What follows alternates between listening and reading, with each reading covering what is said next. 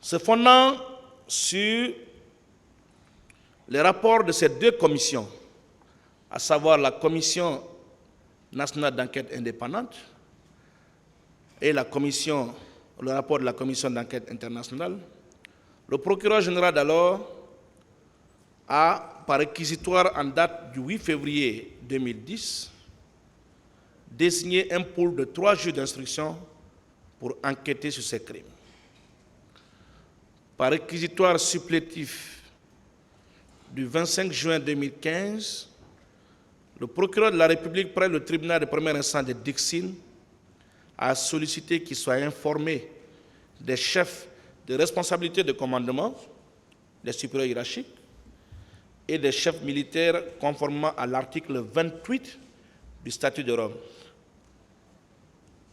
Après avoir été entendu en qualité de témoin par le pool des juges chargés de l'instruction, le capitaine a été inculpé le 8 juillet 2015 à Ouagadougou des chefs de complicité de meurtre, d'assassinat, complicité d'enlèvement, de séquestration et de torture, complicité de coups, blessures et violences volontaires, complicité de pillage de marchandises, de biens mobiliers et d'incendie volontaire de magasins, conteneurs et leur contenu, complicité de vol à main armée, complicité d'entrave aux mesures d'assistance et l'omission de porter secours,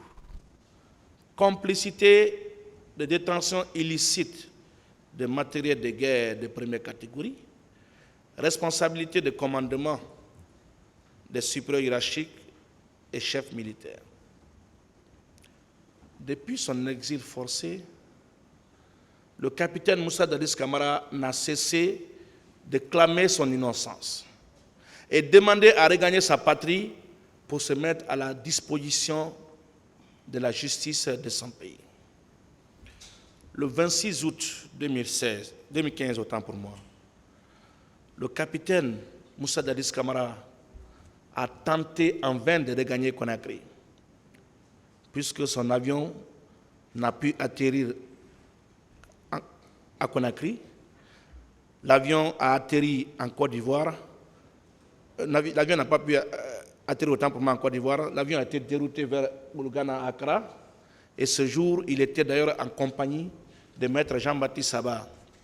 Dieu seul sait la catastrophe qu'ils ont frôlée quand l'avion a été contraint, n'est-ce pas, de retourner à Ouagadougou après un atterrissage forcé à Accra.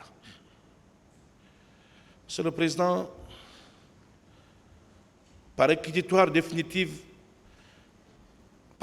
définitive en date du 11 décembre 2017, le ministère public a sollicité, je me permets d'appeler, par réquisitoire en date du 11 décembre 2017, le ministère public, le même ministère public, a sollicité la requalification des faits de responsabilité de commandement des supérieurs hiérarchiques et des chefs militaires en complicité de droit commun. C'est bien de rappeler. Des crimes reprochés au capitaine Moussa Dadis Camara. Le pool de l'instruction a fait droit à cette demande. Les 3 juges ont fait ce que le ministère public a demandé. Par ordonnance de requalification, de non-lieu et de renvoi devant le tribunal criminel numéro 007 du 29 décembre 2017, ces 3 magistrats ont requalifié la responsabilité de commandement en complicité des crimes poursuivis.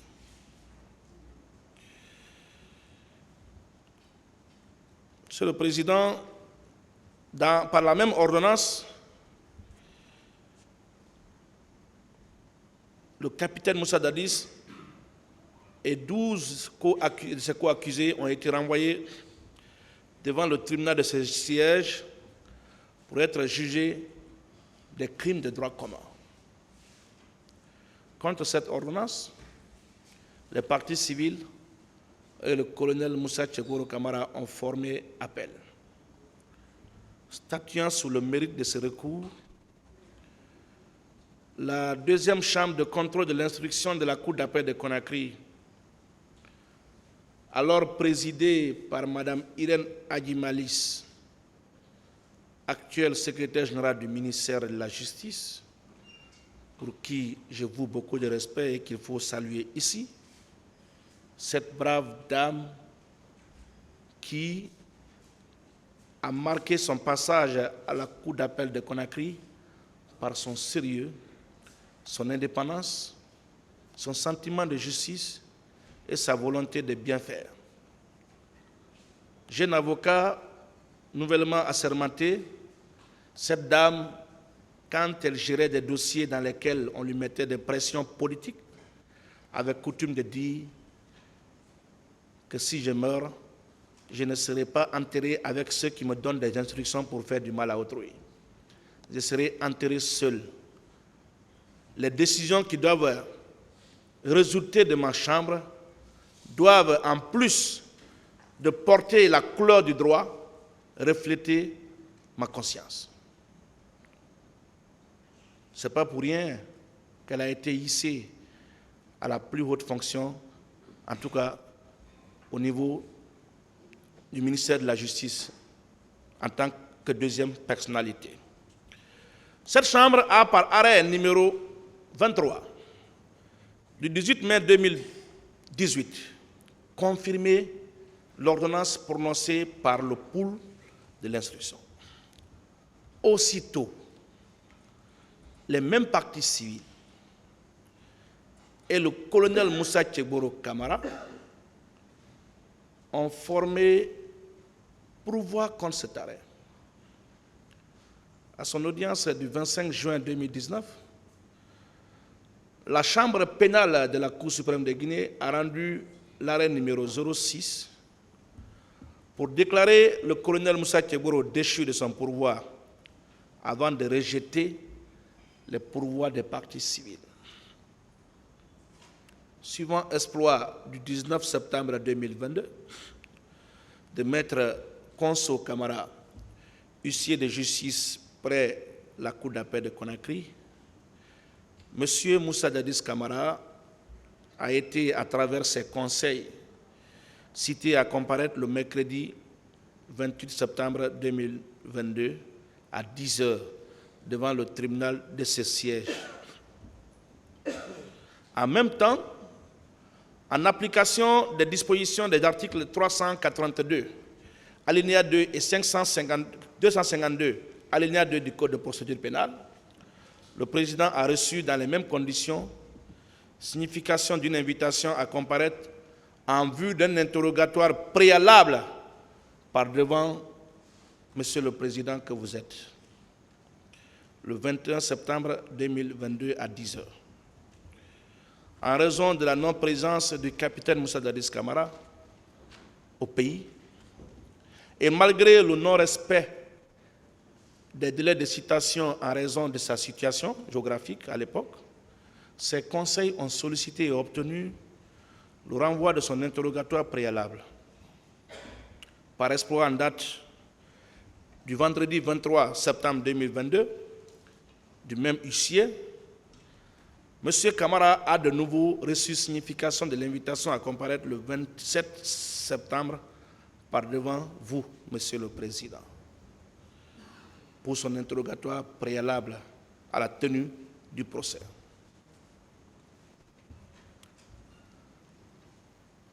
M. Moussa Dadis Camara, de ses propres frais, a payé son billet d'avion sans être contraint pour quitter Ouagadougou, rejoindre Conakry via le Maroc. Nous avions été désagréablement surpris d'être reçus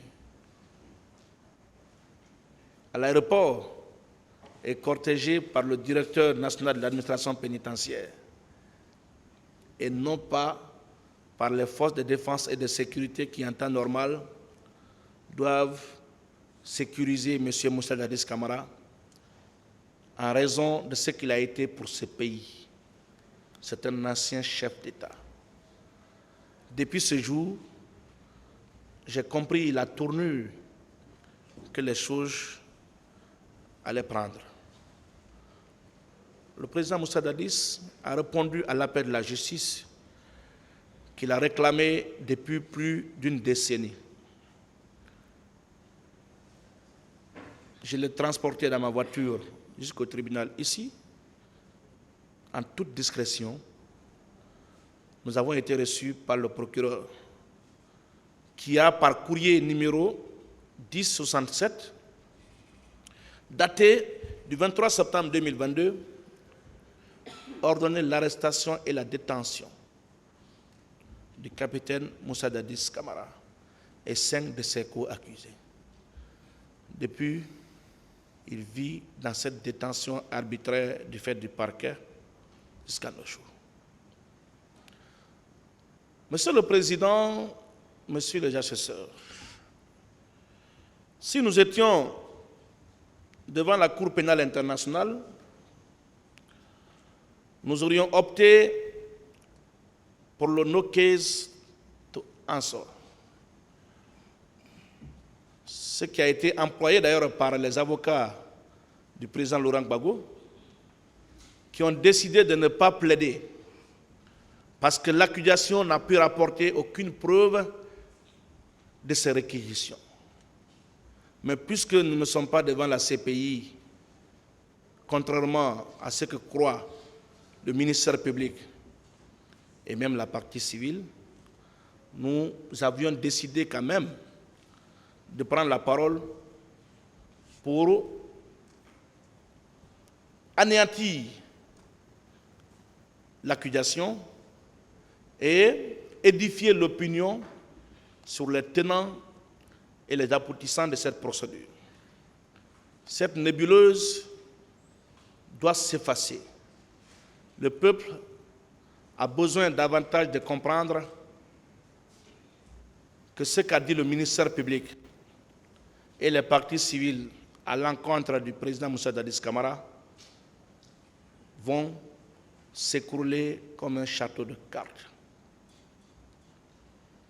Parce que, contraire à la vérité, contraire au droit, contre la justice.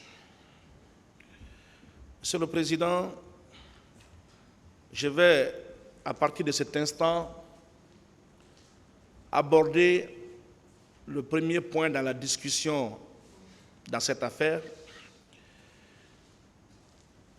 lié à l'irrecevabilité de la constitution de partis civils de certaines personnes morales figurant dans cette procédure. Je fonde cette irrecevabilité sur les dispositions de l'article 156 du Code de procédure pénale. Je pense, à l'entame de cette procédure, des confrères avaient posé ce problème. Le tribunal, dans sa sagesse, avait jugé inopportun la discussion portant sur la recevabilité de constitution de partis civils. Je pensais que les autres allaient être beaucoup plus malins pour se mettre à jour. Mais hélas. L'article 156 du Code de procédure pénale dispose comme suit.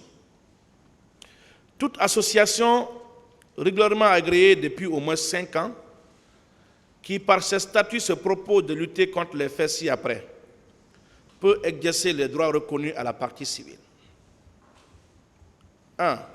Les violences sexuelles, les violences basées sur le genre ou toute autre atteinte volontaire à la vie et à l'intégrité de la personne ou destruction, dégradation.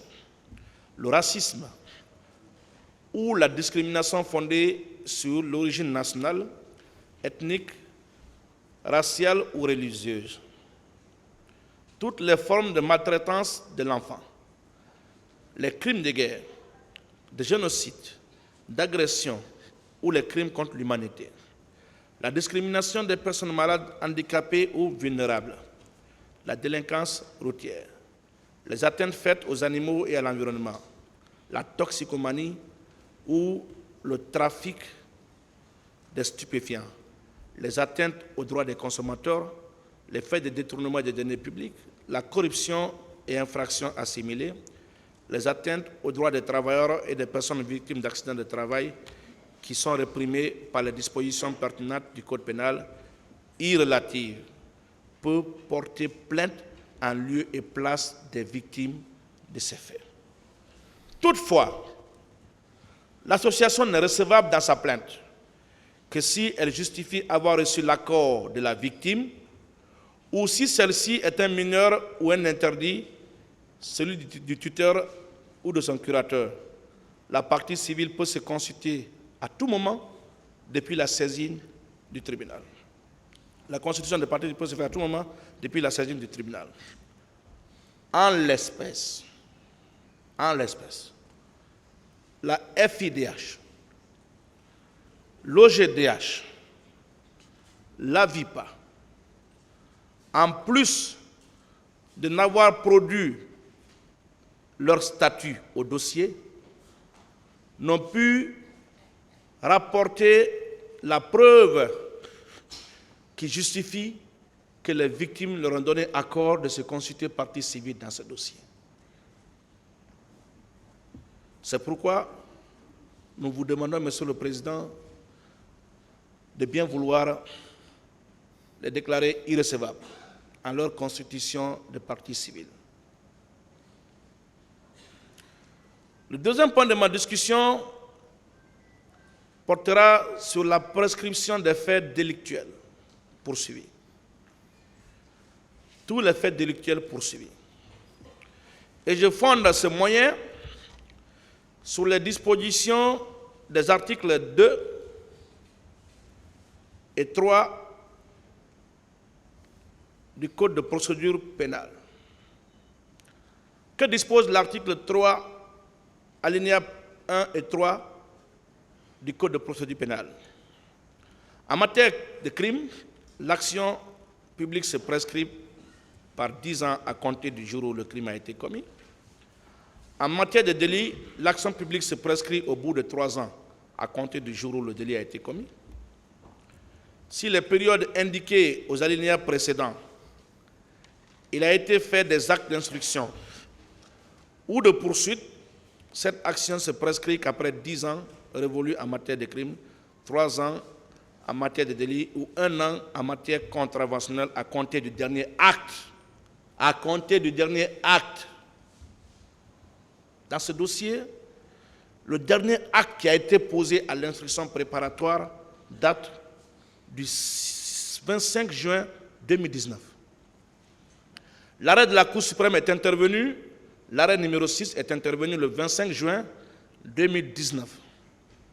Et les actes préparatoires en vue du jugement de cette affaire ont commencé à être posés à partir du mois de septembre de 2019, 2020, 25 juin 2020, 25 juin 2021, 25 juin 2022, les 3 ans font jouer la prescription pour les délits poursuivis. C'est pourquoi, Monsieur le Président, nous vous prions de bien vouloir constater la prescription pour les faits délictuels, tous les faits délictuels poursuivis dans cette affaire. Avant d'aborder l'accusation, je vais sur le troisième point de la discussion, à l'instar de mon beau maître Almami Samori Traoré, qui a presque tout dit et bien dit, de par sa générosité intellectuelle. Il m'a pratiquement laissé aucun morceau à grignoter. Mais la répétition ayant toujours sa vertu pédagogique, je vais quand même me permettre à ma manière de revenir sur les pertinentes démonstrations qu'il a soulignées ici hier et qui ont mis KO le ministère public. Monsieur le Président, Monsieur les assesseurs, honnêtement, très honnêtement, quand j'ai entendu certaines choses ici, venant des voisins d'en face et des confrères de l'autre côté, je me suis à un moment donné posé la question de savoir si nous sommes sortis des mêmes facultés de droit. Si réellement nous avons appris la même discipline juridique. Est-ce que c'est réellement le droit romano-germanique qu'on a tous étudié? Ou alors, est-ce qu'on veut dans ce procès construire un droit pénal à l'image des accusés? Est-ce qu'on veut à tout prix être tailleur? Et là, j'en parlerai dans cette procédure. C'est-à-dire créer la science à l'image des accusés et après faire autrement dans d'autres procédures. Je me suis, à maintes reprises, posé ces questions. Nous avons entendu toutes sortes de démonstrations ascientifiques du droit dans ce dossier. Mon confrère Samori, dans un brillant discours nourri de la doctrine, de la jurisprudence, des textes de loi et de l'exégèse des textes de loi, vous a expliqué en quoi il est impossible d'envisager la requalification dans cette affaire. Mais je vais, avant d'aborder cette partie, vous rappeler quelque chose. Quand le tribunal a décidé de joindre cette question au fond, croyez-moi, nous étions tous déçus. Raison pour laquelle, nous n'avons même pas beaucoup réfléchi, nous avons exercé appel avant que le premier président de la Cour d'appel, que je salue au passage, M. Aboulaye Conté, ne prenne une ordonnance d'irrecevabilité. Un doyen m'a interpellé pour dire, mais pourquoi vous vous agitez? Est-ce que vous savez que cette décision est à votre avantage? Est-ce que vous savez que le tribunal a implicitement rejeté la demande de requalification? Est-ce que vous ne savez pas que c'est par sagesse que le tribunal a décidé ainsi? Après maintes réflexions, j'ai fini par donner raison à ce doyen, à cet homme expérimenté de notre corporation. Et je vais vous en donner tout à l'heure la démonstration, à travers l'impossibilité de requalification qui pourrait être en violation des droits de la défense. Monsieur le Président, le premier obstacle à la requalification que je vais aborder dans ce dossier, c'est les obstacles légaux. Les obstacles consacrés par la loi de notre pays. Ce n'est pas la loi du ministère public, ni la loi des partis civils ou des accusés, c'est la loi de la Guinée. Cette loi qui a un caractère général et impersonnel, qui doit s'appliquer à tous de la même manière. Cette loi que le ministère public et les partis civils sont en train de massacrer, de tronquer, d'interpréter à tort et à travers. Cette loi que les partis civils et le ministère public veulent tailler sur mesure. Cette loi dit qu'il est impossible, en l'état, dans cette procédure, d'envisager la requalification.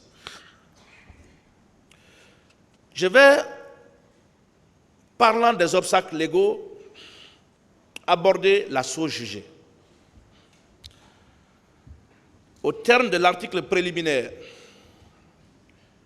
alinéa 4 du Code de procédure pénale, qui dit ceci: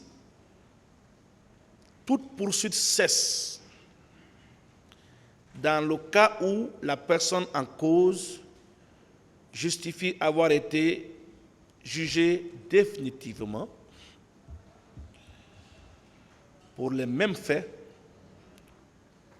et en cas de condamnation que la peine a été subie ou prescrite.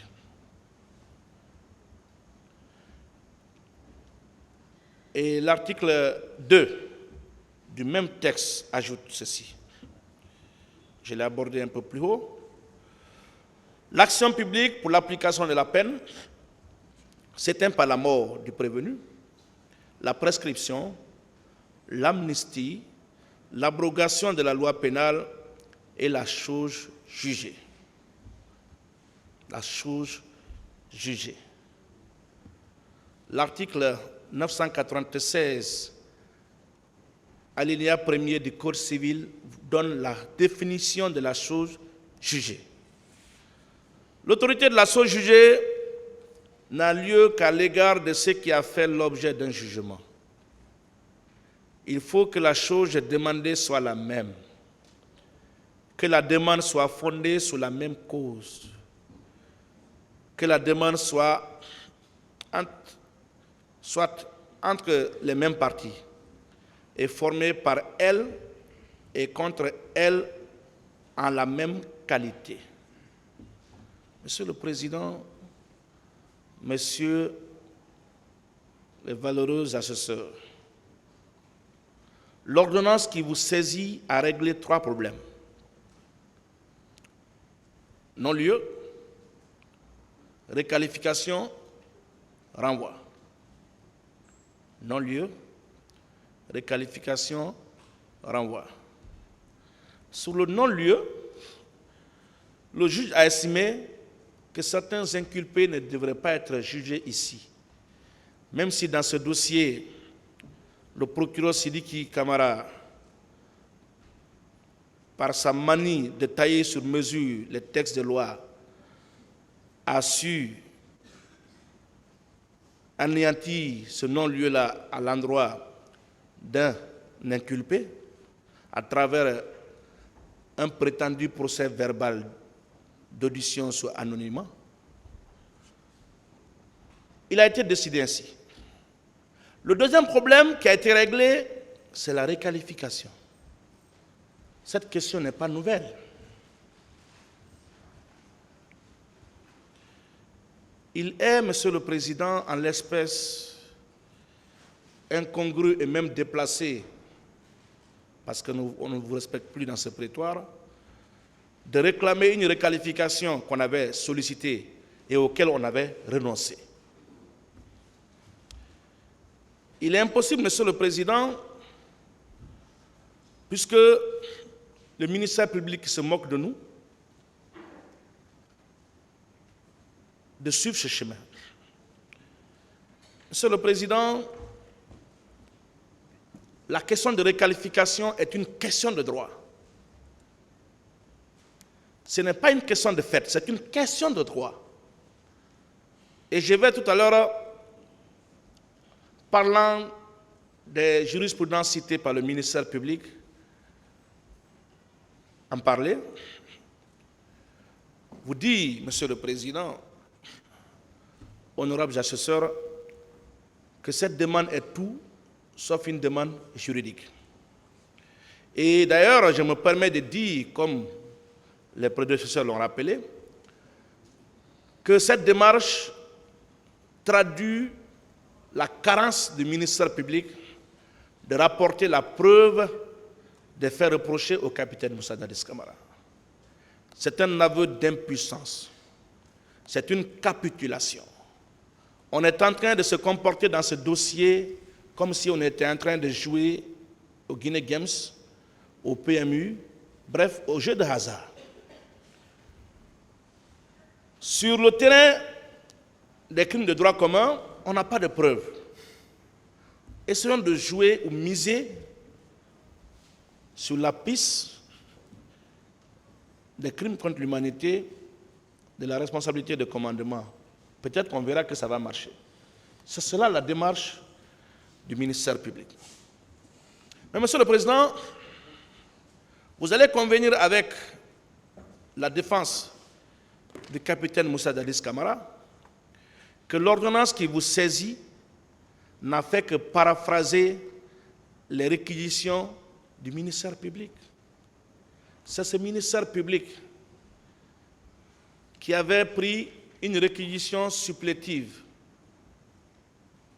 dans laquelle il a sollicité l'inculpation du capitaine Moussa Dadis Camara des faits de responsabilité de commandement des supérieurs hiérarchiques et chefs militaires. C'est le même ministère public qui a renoncé à sa demande. Ce ministère public n'a pas exercé de recours contre l'ordonnance de non-lieu, de requalification et de renvoi, en instance comme en appel. C'est ce ministère public qui revient encore ici après que le débat ait évolué, solliciter un retour en arrière. Je vais, Monsieur le Président, rappeler au dossier, à la page 20 des réquisitions du ministère public, les réquisitions définitives du 11 décembre 2017, rappeler ce que ce ministère public, c'est le même ministère public, même si 100 ans après, on revient sur ce dossier, on parlera du même ministère public. Les hommes passent, mais les institutions vont demeurer. C'est le parquet qui me fait face. Ce parquet qui a dit ceci dans ses réquisitions du 11 décembre 2017. Je cite. Que le dit article n'a-t-il pas expressément créé une corrélation entre la responsabilité de commandement des chefs militaires et autres supérieurs hiérarchiques et les infractions prévues et punies par les articles 192 à 197 du Code pénal, qu'il y a lieu dès lors de souligner. L'article 197 ne saurait utilement recevoir application dans la mesure où l'acte initial du 8 février 2010 a uniquement visé les infractions n'entrant pas dans les considérations législatives des articles 192 à 195 du Code pénal. Que les comportements antisociaux mis à la charge de Moussa Dadis Camara et Aboubakar Toumba Diakité tombent normalement dans les considérations de l'article 19, tombent normalement dans les considérations de l'article 19 du Code qui dispose la complicité est la participation d'un individu en pleine connaissance de cause à un crime ou à un délit dont un autre est l'auteur principal. C'est le parquet qui a parlé comme ça. Ce n'est pas la défense divisée qui a retrouvé son union sacrée. Ce n'est pas non plus la partie civile divisée. Ce n'est pas le ministère public ou ses accusés qui ont parlé ainsi. C'est eux qui demandent la requalification qui ont raisonné ainsi. De l'instance à la Cour suprême, Monsieur le Président, honorables assesseurs, les juridictions d'instruction ont observé et de façon scrupuleuse le principe de la légalité des délits et des peines sur lequel je vais revenir tout à l'heure. Monsieur le Président, ils ont tranché. Ils ont tranché en disant qu'au moment des faits, cette infraction n'était pas intégrée dans le corpus législatif guinéen. Au moment des faits, c'était impossible d'envisager une poursuite de ses chefs, cette question doit être écartée. Il est donc impossible en l'état de revenir sur une question définitivement tranchée. Par l'arrêt de la Cour suprême, les accusés ici présents ont été définitivement jugés des chefs de responsabilité de commandement hiérarchique et militaire. Monsieur le Président, pour accorder de l'intérêt à la question de requalification posée ici par le ministère public, il y a lieu, comme l'a rappelé hier mon valeureux et distingué beau confrère, confident, Maître Almamissa Mori Traoré, de revenir sur 3 considérations qui doivent, n'est-ce pas, vous inspirer. Premièrement, in abstracto, tout est-il permis à n'importe quel stade de la procédure lorsqu'il s'agit de certains accusés? Est-ce que parce qu'il s'agit du capitaine Moussa Dadis Camara que le parquet se permet de tout? S'il était en face d'un justiciable ordinaire, est-ce qu'il allait se comporter de la sorte?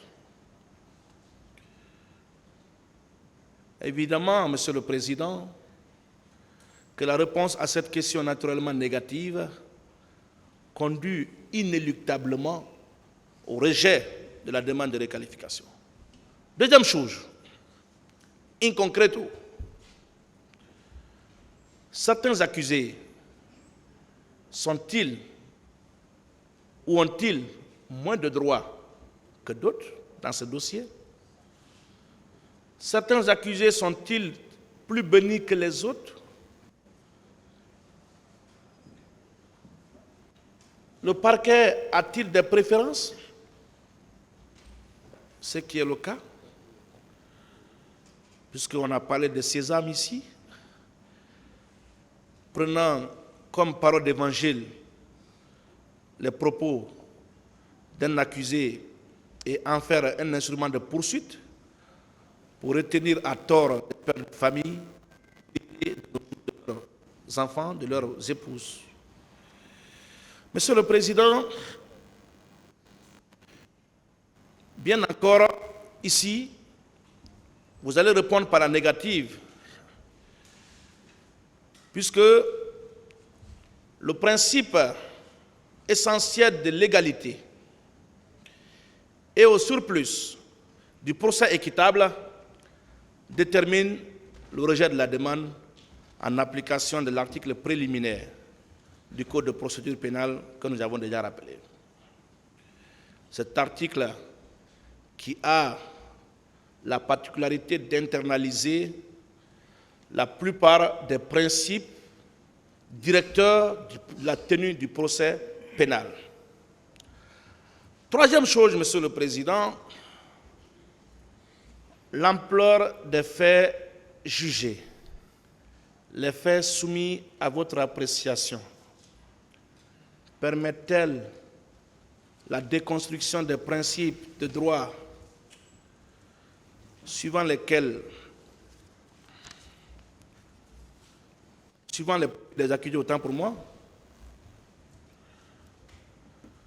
l'ampleur des faits soumis à votre appréciation permet-elle la déconstruction des principes de droit suivant les profils des accusés?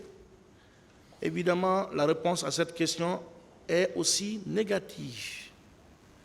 On va vous interrompre pour quelques instants, maître. Je vous en prie, Monsieur le Président. La troisième considération, qui consistait à se poser cette question,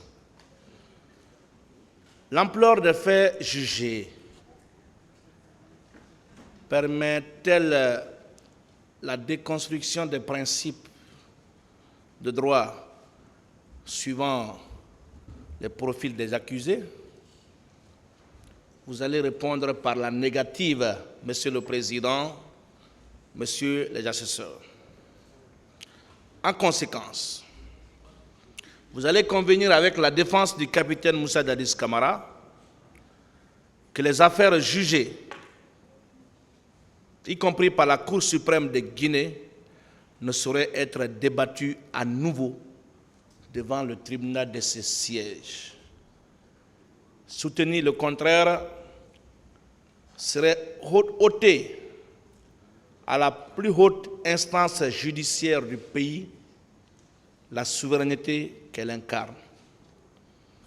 Nul ici ne peut ignorer l'importance de la Cour suprême dans la construction de la jurisprudence. Nous avons souvent la fierté, ici, comme dans les amphithéâtres, de citer en exemple, en référence, les jurisprudences de la Cour de cassation française.